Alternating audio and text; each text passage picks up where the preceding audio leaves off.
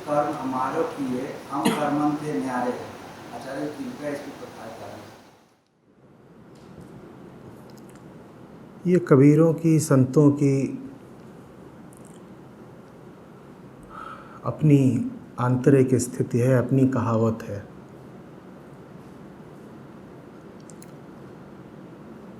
कह रहे हैं ऊपर ऊपर से प्रतीत होता है कि हम बहुत कुछ कर रहे हैं, लेकिन कर्ता भाव ज़रा भी नहीं है।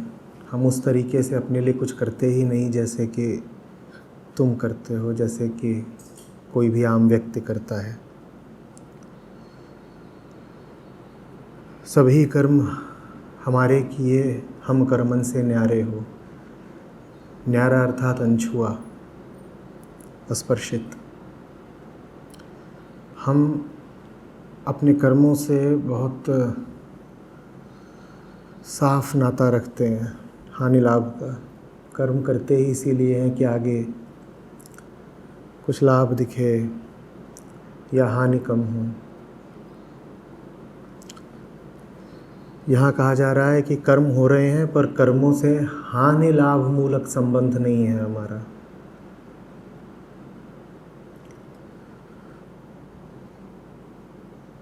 कोई कर्म ना हम में कुछ जोड़ने वाला है, ना कुछ घटाने वाला है।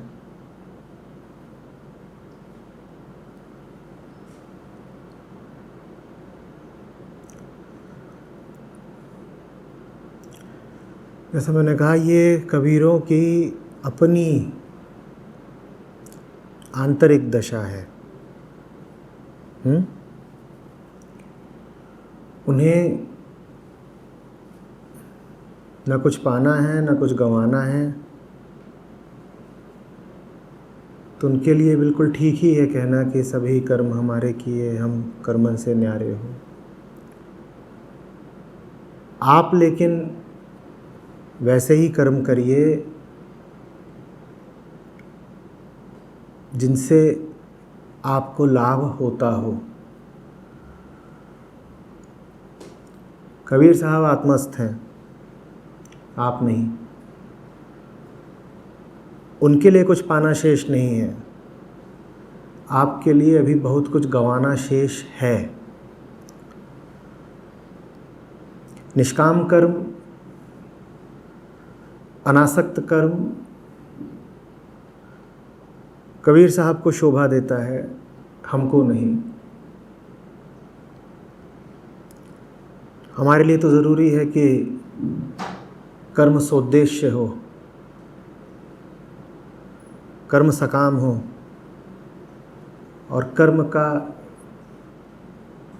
बड़ा सीधा सीधा उद्देश्य हो, बंधनों से मुक्ति, भ्रम का कटना, भय मोह का मिटना।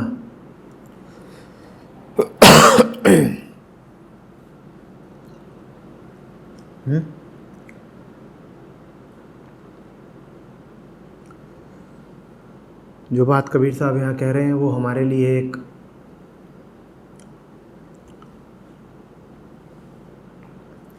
ध्रुव तारा है, दूर टिमटिमाता हुआ, राह दिखाता हुआ। लेकिन भूलिएगा नहीं कि पाँव तो आपके अभी धरती से ही बंधे हुए हैं। ध्रुव तारे की बात सुनकर भूल मत जाइएगा कि अभी आप तो गुरुत्वाकर्षण के ही गुलाम हैं।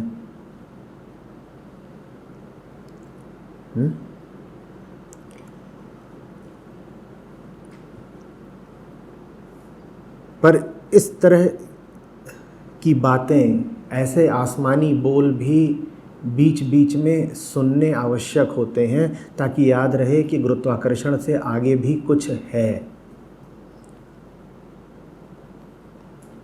हम कर्मन से न्यारे हो।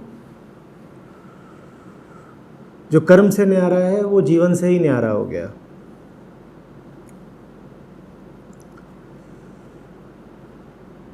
जो कर्मों के पार निकल गया वो तन मन सबके पार निकल गया।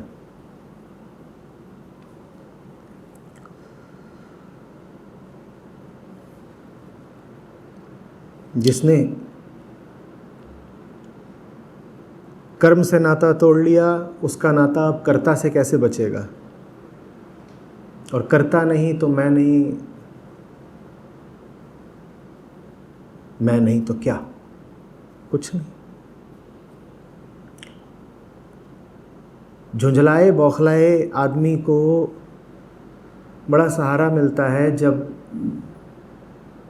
अचानक कोई आकर संतों के मीठे स्वर में मुस्कुराकर उससे कह देता है कुछ नहीं।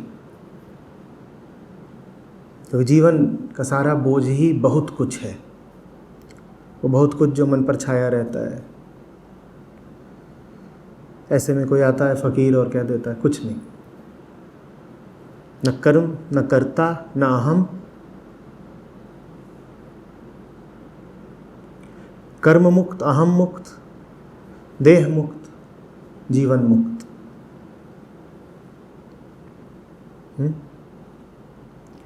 आस बनती है, हौसला बढ़ता है। हौसला ही बढ़े तब तक ठीक है, पर ये भूल मत कर लीजिएगा कि कल्पना कर बैठे कि आप ध्रुव तारे पर पहुंच ही गए हैं।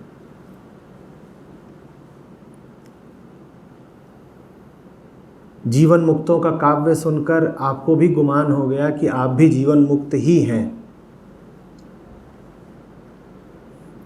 उनका काव्य सुनकर एक ओर तो आप में आनंद उठना चाहिए, आग्रह उठना चाहिए, और दूसरी ओर दर्द भी उठना चाहिए।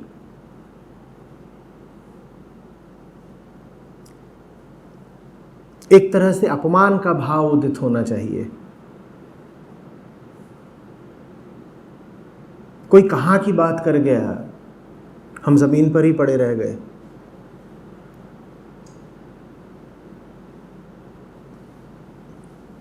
कोई तारों पर आरोहित हो गया, हमें जमीन भी समझ में ना आई।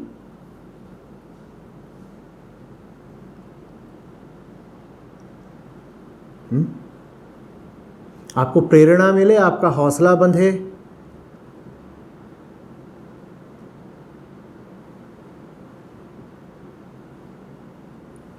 कबीरों सम हो जाने का आप में आग्रह आए, लोभ ही आए तो भी ठीक है, ईर्ष्या भी आ जाए तो भी ठीक है,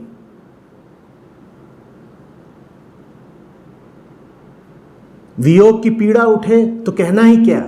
बस ये गलतफहमी ना उठे कि जो बात कबीर साहब कह रहे हैं वो बात हमारी भी है, बाकी सब कुछ ठीक है। ये गुमान ठीक नहीं है, उससे बचिएगा।